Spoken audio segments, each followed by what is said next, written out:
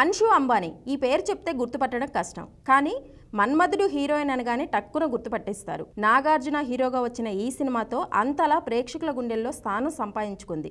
ఆ తర్వాత ప్రభాస్తో రాఘవేంద్ర చిత్రంలోనూ మెరిసింది.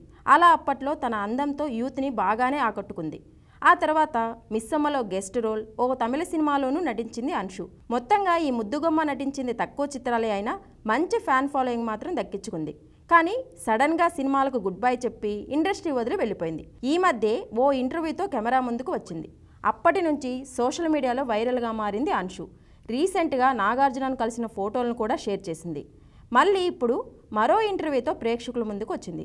ఈ సందర్భంగా తాను సినిమాలు ఎందుకు వదిలేయాల్సి వచ్చిందో కారణాలు కూడా తెలిపింది. తాను ఇంగ్లాండ్లో పుట్టి పెరిగినప్పటికీ తన పూర్వీకులు భారతదేశానికి చెందిన వారని తెలిపింది అన్షు. తనకు 16 ఏళ్లు ఉన్న సమయంలో ఇండియాకు వచ్చానని, అప్పుడే మన్మధుడు మూవీలో ఆఫర్ వచ్చిందని తెలిపింది.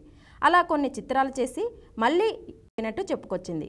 అయితే అన్షు ప్రస్తుతం రీ ఎంట్రీ ఇచ్చేందుకు రంగం సిద్ధం చేసుకుంటున్నట్టుగా కొత్త ప్రచారం మొదలైంది. సందీప్ కిషన్, త్రినాథరావు నక్కిన దర్శకత్వంలో తెరకెక్కబోతున్న సినిమాలో నటించే అవకాశం ఉందని తెలుస్తోంది. హాస్య మూవీస్ బ్యానర్పై రాజేష్ దండా ఈ చిత్రాన్ని నిర్మిస్తున్నారు. ఇందులో ఒక కీలక పాత్ర కోసం అన్షుకి దర్శకుడి కథ చెప్పినట్లుగా సమాచారం. కథ, పాత్ర నచ్చడం వల్ల అన్షు ఈ సినిమాలో నటించేందుకు గ్రీన్ సిగ్నల్ ఇచ్చినట్లు చెప్తున్నారు. ఇది కనుక నిజమైతే ఆమె తెలుగులో రీ ఎంట్రీ ఇచ్చినట్టుగా అవుతుంది.